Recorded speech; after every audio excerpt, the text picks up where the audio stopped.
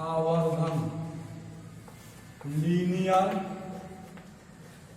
Magnification.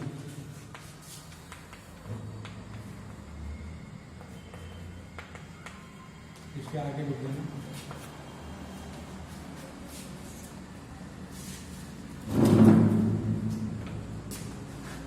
गोलीय दर्पण के, हो गया ना, गोलीय दर्पण के मुख्य अक्ष के लंबवत, गोलीय दर्पण के मुख्य अक्ष के लंबवत नापी गई, गोलीय दर्पण के मुख्य अक्ष के लंबवत नापी गई प्रतिबिंब की लंबाई, नापी गई प्रतिबिंब की लंबाई तथा वस्तु की लंबाई के अनुपात को, प्रतिबिंब की लंबाई तथा वस्तु की लंबाई के अनुपात को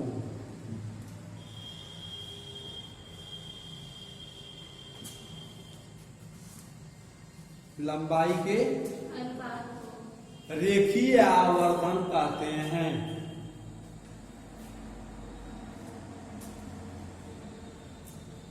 रेखीय आवर्धन कहते हैं। इसे यम से प्रदर्शित करते हैं, इसे यम से प्रदर्शित करते हैं।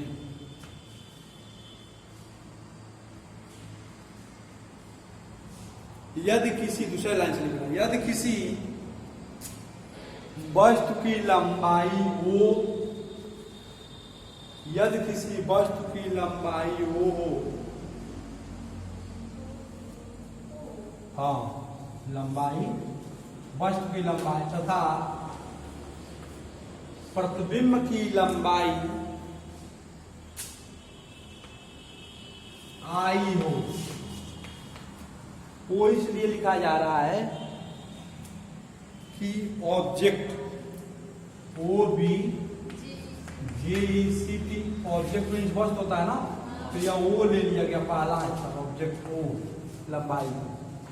और प्रतिबिंब को हम लिखते हैं इमेज, क्या लिखते हैं इमेज, तो इमेज का आई ले लिए। तो अभी बताया गया कि प्रतिबिंब की लंबाई तथा वस्तु की लंबाई के अनुपात को, ठीक है, रेखीय आवर्धन कहते हैं। मीन्स यम बराबर आई बाई यू, यम बराबर, और इसी को आगे हम इसको सिद्ध करके लिखेंगे, यम बराबर आई बाई यू बराबर, ठीक है, V by U, V by U, ठीक है। तो यह प्रतिबिंब आई हो तो यम बराबर लिख लो, तो यम बराबर I by U equal to V by you.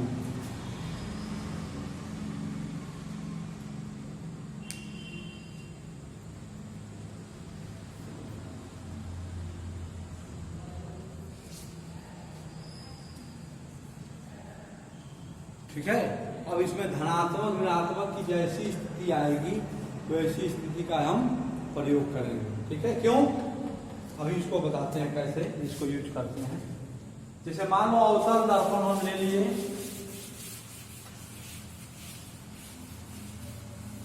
और एक अवतल दर्पण हम ले लिए और इसके मुख्य अक्ष के लंबवत, मुख्य अक्ष यही है, इसके लंबवत मान लो यहां पर कोई वस्तु हम ए बी ले लिए, मुख्य अक्ष के क्या है लंबवत है। अब इससे मुख्य अक्ष के समांतर कोई प्रकाश किरण जो है कि अवतल दर्पण पर आपतित हुई, फिर यह परावर्तित होगी तो किससे होकर चली जाएगी, मुख्य फोकस से। कोई दिक्कत, जब ये मुख्य फोकस से चली जाएगी, और तुम जानते हो कि यह अगर वक्रता केंद्र पर वस्तु है रखी है तो यहां से और यह दूरी वक्रता त्रिज्या हो जाएगी, और वक्रता त्रिज्या का अवतल दर्पण के अभिलंबवत होती है। तो यहां से जो किरणें इस बिंदु पर आकर के आपतित होगी, ठीक है, वह उतने ही कोण पर क्या हो जाएगी, यह हमारा विलंब है इसके लिए, और ये आपतित किरण करेगा, फिर ये परावर्तित हो जाएगी। तो आपतन कोण परावर्तन कोण के बराबर। और वक्रता केंद्र से जो किरण आ रही है, यह मान लो, या और आगे इसको बढ़ाएंगे थोड़ा, हम लोग वो कर दिए इसको इतना पर ही बनाते हैं ना, यह। और यहाँ से जो किरण आएगी, मान लो यह सी है, तो वक्रता केंद्र से आ रही है, क्या होती है, फिर वापस उसी मार्ग पर चली जाएगी, तो फिर उसी मार्ग पर चली गई।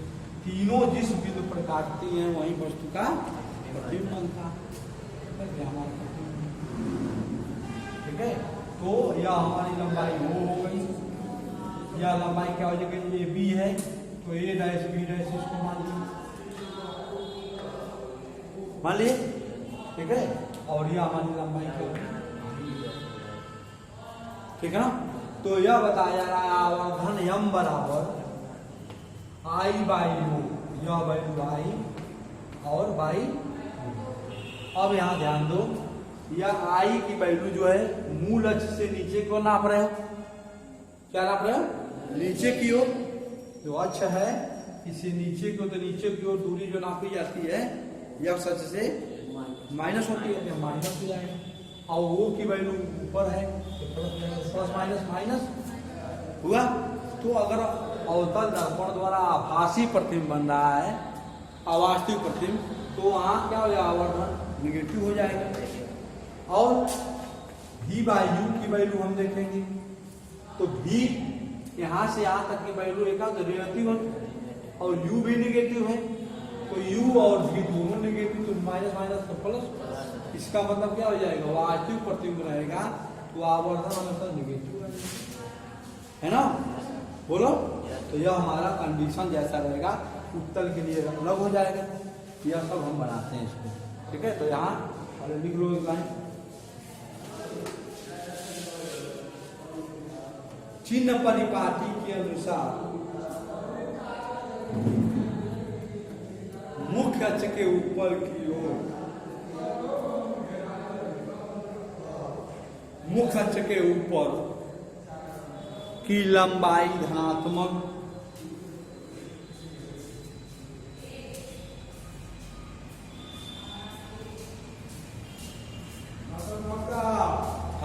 तथा नीचे की लंबाई ऋणात्मक ली जाती है, नीचे की लंबाई ऋणात्मक ली जाती है। इस प्रकार सीधे प्रतिबिंबों के लिए, सीधे प्रतिबिंबों के लिए आवर्धन क्षमता, सीधे प्रतिबिंबों के लिए आवर्धन क्षमता धनात्मक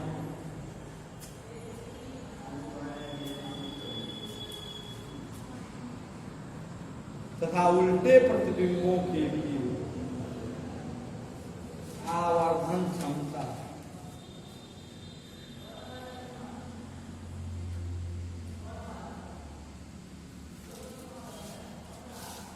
ऋणात्मक होती है।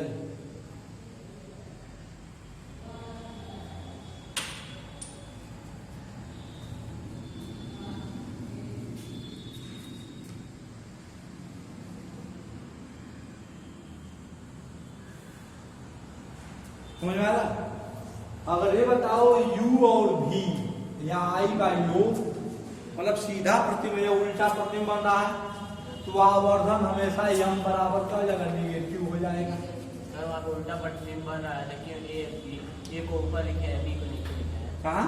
वो जो वास्तविक प्रतिबिंब, अरे यार ये डैश नहीं कर दिया है, वहाँ बी डैश है, उल्टा जब बन रहा है ये डैश लो चाहे बी डैश लो, तो तुम्हारे ऊपर है। चाहे यार पी क्यू ले लो, कुछ भी ले सकते हो। जब ये बी हो गया तो ए डैश बी डैश ले लो, चाहे बी डैश ए डैश ले लो, है ना। अब इसमें क्या लिया देखते हैं। हाँ बी डैश ए डैश लिया, ये बी वस्तु है। चलो भाई तुम्हारा ही कर लेते हैं, बी डैश ए डैश, है ना। तुम्हारे ऊपर निर्भर, कुछ भी ले सकते हो। यहाँ ध्यान दो, यम जब निगेटिव रहेगा मतलब उल्टा प्रतिबिंब रहेगा तो निगेटिव आएगा, अभी बताया प्लस माइनस से। और जब सीधा प्रतिबिंब बनेगा तो ये भी ऊपर और ये भी ऊपर, ठीक है, तो दोनों धनात्मक हो जाएगा, दोनों धनात्मक हो जाएगा, है ना। तो यम क्या हो जाएगा, पॉजिटिव हो जाएगा। अब यहाँ ध्यान देना है, अगर आई और ओ का मान दोनों बराबर हो जाएगा, वस्तु का जो लंबाई है और प्रतिबिंब की लंबाई दोनों बराबर हो जाएगी, तो यम बराबर भी, मान लो यक्स आ गया प्रतिबिंब की लंबाई, अब वस्तु की लंबाई भी यक्स हो गई, तो यक्स यक्स कर देगा, आवर्धन हो गया। अगर प्रतिबिंब की लंबाई एक से अधिक हो गई और इसकी लंबाई कम है, मतलब प्रतिबिंब की लंबाई वस्तु की लंबाई से अधिक है,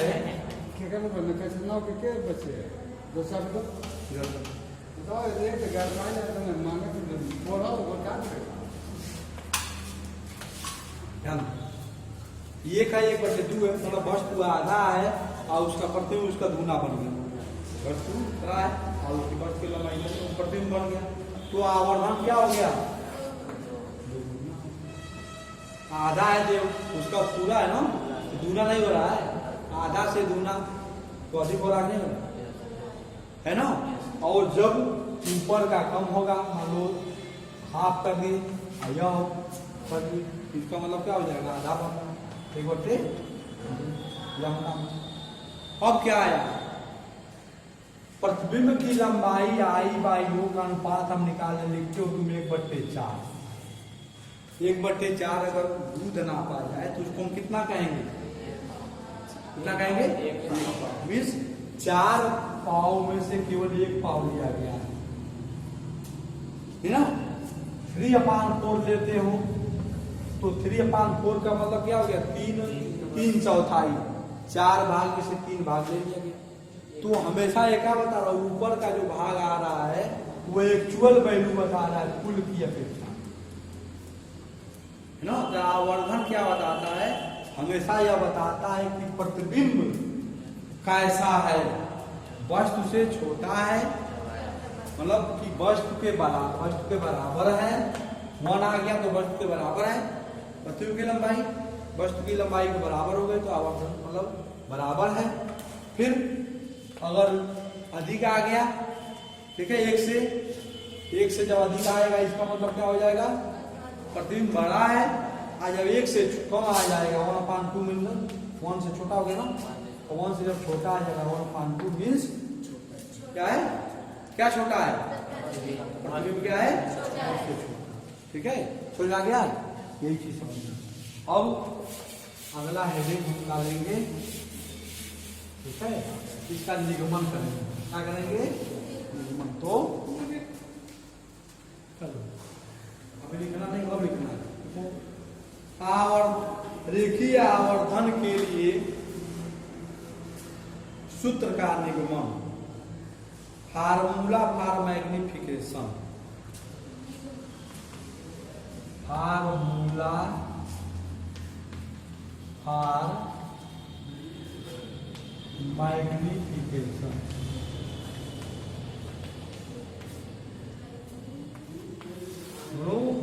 बनाना, मैग्निफिकेट करना, मैन्युफैक्चरिंग करना, कंपनी में मैन्युफैक्चरिंग होता है, सामान का उत्पादन कैसे किया जाता है, तो उसमें देखो माना M1 M2 एक अवतल दर्पण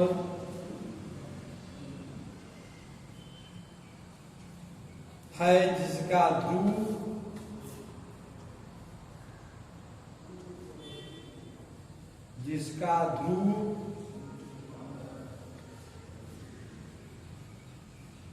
P, फोकस F तथा वक्रता केंद्र C है।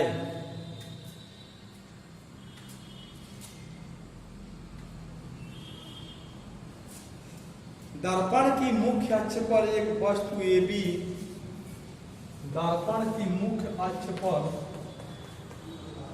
एक वस्तु AB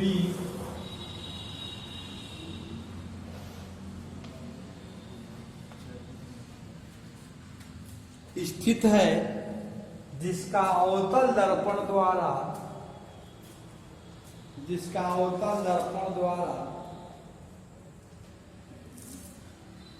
उल्टा तथा वास्तविक प्रतिबिंब A dash B dash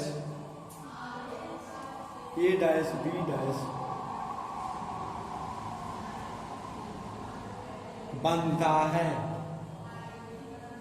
A dash B dash बनता है। ठीक है, अब यहाँ ध्यान दो, फिगर कैसे बनाते हैं, बनाएंगे इसका। ये भी एक वस्तु ले लिए, अब इसके अभिलंबवत मुंह खर्च के, अब ये विद्रूपी है मान लो, तो इसके अभिलंबवत हमें क्या कर दिए, समांतर किरण पुंज अवतल दर्पण पर क्या हो रहा है, आपतित हो रहा है।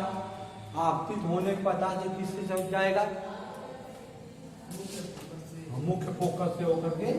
इसका मतलब लग रहा है वीडियो ध्यान से देख रहा है ना, ठीक है।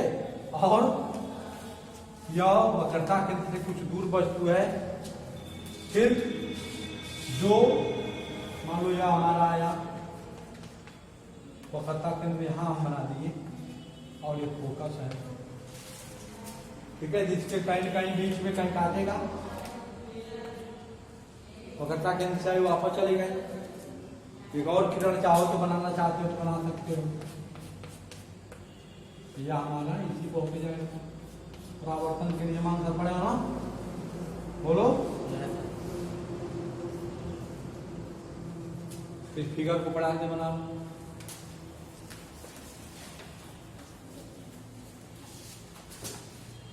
आज में फिर खोलना, ये देखो एक त्रिभुज ए बी पी, या पूरा त्रिभुज बना है, समकोण त्रिभुज है ना, बोलो। ये 90 अंश, और यहाँ बी डैश ए डैश पी, ये भी एक त्रिभुज बन रहा है, तो यह भी 90 अंश। ठीक है, तो दोनों जब 90 अंश हो गया तो कोण ए बी पी बराबर कोण पी बी डैश ए डैश, कोण पी बी डैश ए डैश लिखना समकोण है। क्या है, समकोण है। अब ए बी पी में यह कोण आपतन कोण है, क्या है, और त्रिभुज का यह कोण बी पी बी नहीं B dash P A dash, यह कोण परावर्तन कोण के बराबर है। तो इस त्रिभुज का यह कोण और इस त्रिभुज का यह कोण दोनों क्या हो गए, बराबर हो गए परावर्तन के नियम से। तो कोण ए पी बी बराबर कोण बी डैश पी और एक ए डैश, लिख देना परावर्तन के नियम से, परावर्तन के नियम से। कोई दिक्कत है? फिर जब यह दोनों स्थिति उत्पन्न हो गया, इसका मतलब जब किसी त्रिभुज का दो कोण बराबर है, ठीक है, तो तीसरा आलेखी या कोण क्या हो जाएगा, तो यह दोनों त्रिभुज क्या हो जाएंगे, समकोणिक हैं, समरूप हैं।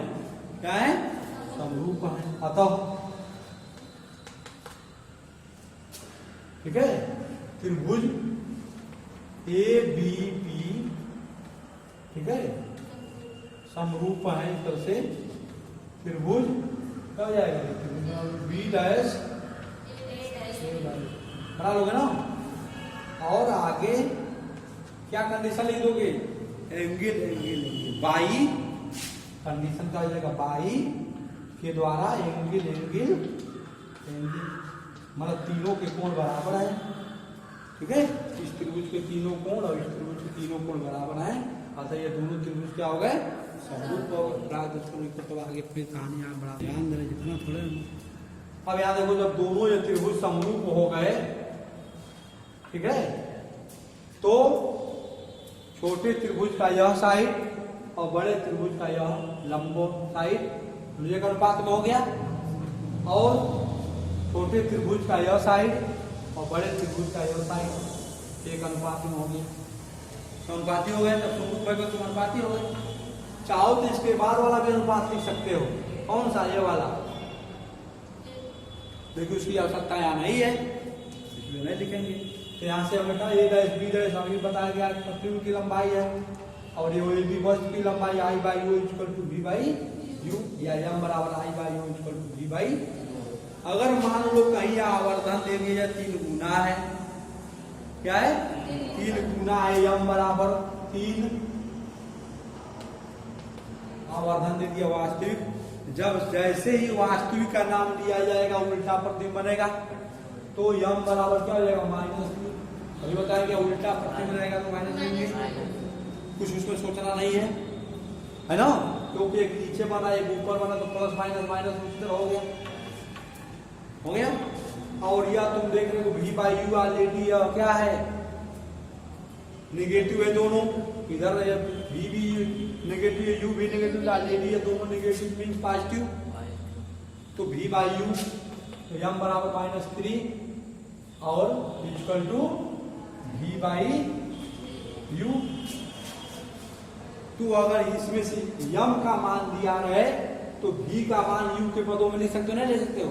अब इन दोनों को एक साथ ले लोगे तो क्या निकल जाएगा? u -3/1 लिख सकते हो ना, तो त्रिज्या गुणा करोगे क्या हो जाएगा? v equal to -3। अब v की जगह पर u की वैल्यू रख दोगे, ठीक है, तो वहां सूत्र में अब फोकस दूरी पता रहेगा, तो वहां से हम निकाल लेंगे ना v और u का मान। u का मान निकल जाएगा, और जब u का मान निकल जाएगा तो यहाँ रख देंगे तो v का मान निकल जाएगा। अभी सवाल इसके बाद आएगा तो ठीक है, इसको पहले सेव कर। दर्पण के सम्मुख रखी वस्तु की लंबाई 20 सेंटीमीटर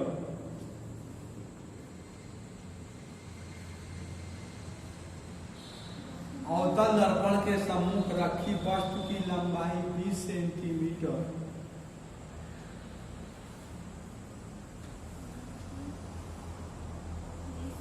है, यदि वस्तु द्वारा बने प्रतिबिंब की लंबाई 10 सेंटीमीटर हो। हाँ, बने प्रतिबिंब की लंबाई 10 सेंटीमीटर हो तो अवतल दर्पण में बने प्रतिबिंब का रेखीय आवर्धन ज्ञात कीजिए।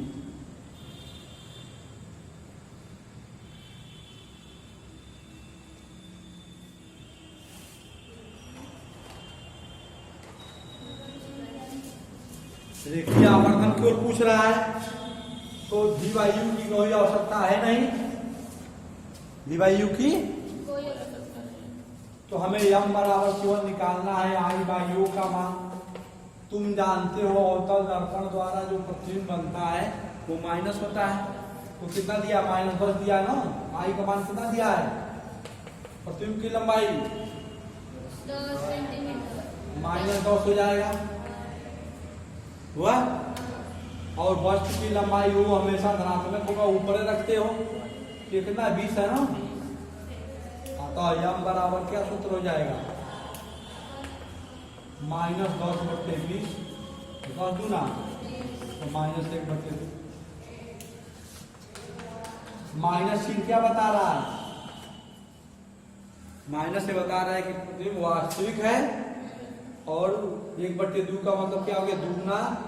वस्तु की लंबाई दूनी है तो उसका प्रतिबिंब 1 सेंटीमीटर, उसका आधा बन रहा है। क्या बन रहा है? आधा बन रहा है ना। लंबाई अगर दुगना है उसकी उसका प्रतिबिंब आधा बनता है, ठीक है। इस तरह से खत्म हो गया ना। अब अगला हेडिंग लिखो, दर्पणों की पहचान।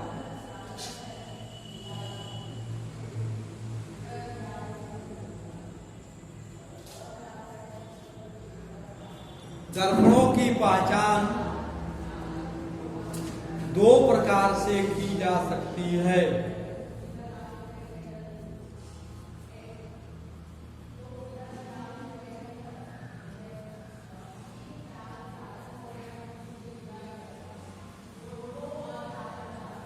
पहला स्पर्श करके बाई टचिंग, बाई टचिंग। पहला है बाई टचिंग।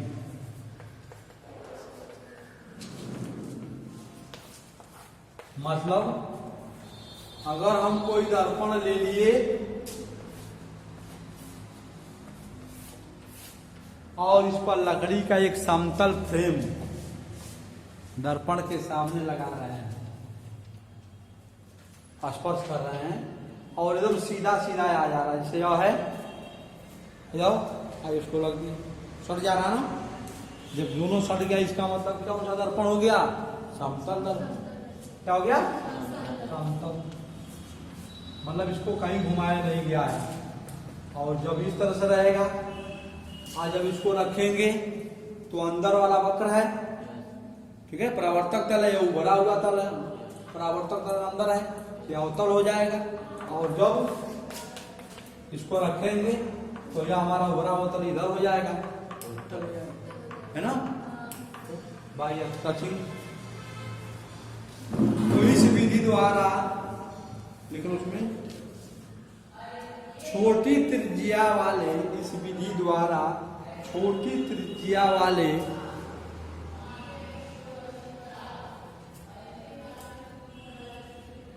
दर्पणों की पहचान की जाती है।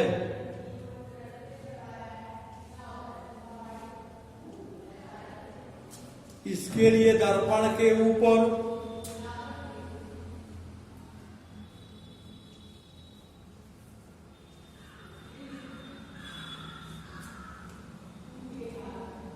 लकड़ी का एक सीधा पैमाना रखते हैं, लकड़ी के ऊपर एक सीधा पैमाना रखते हैं।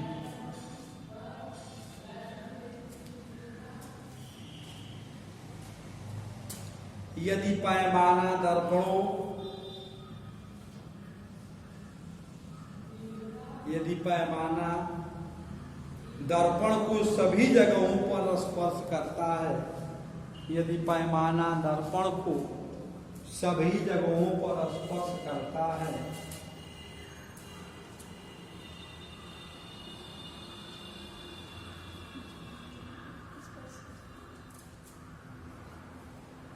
तो यह समतल दर्पण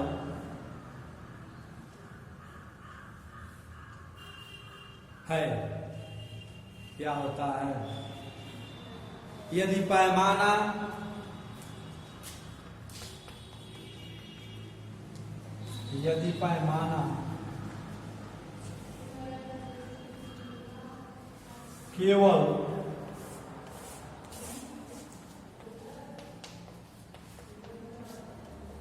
केवल किनारे वाले तलों को स्पर्श करता है,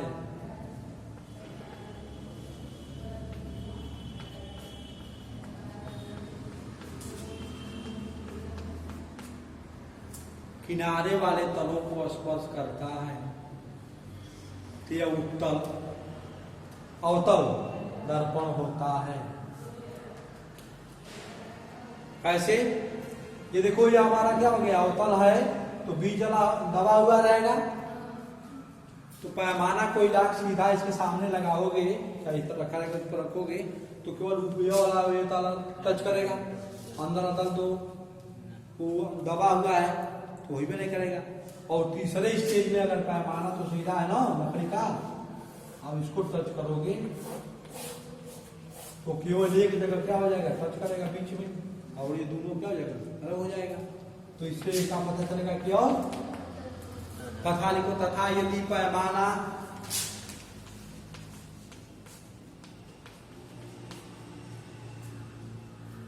पैमाना केवल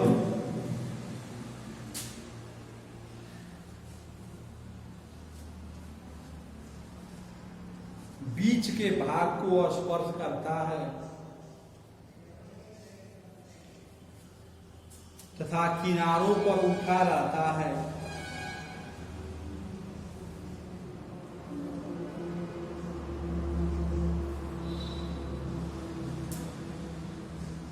तो यह होता दर्पण।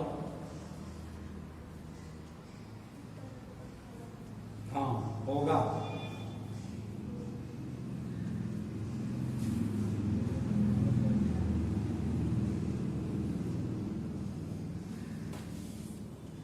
अब दूसरा ये बनाए हो,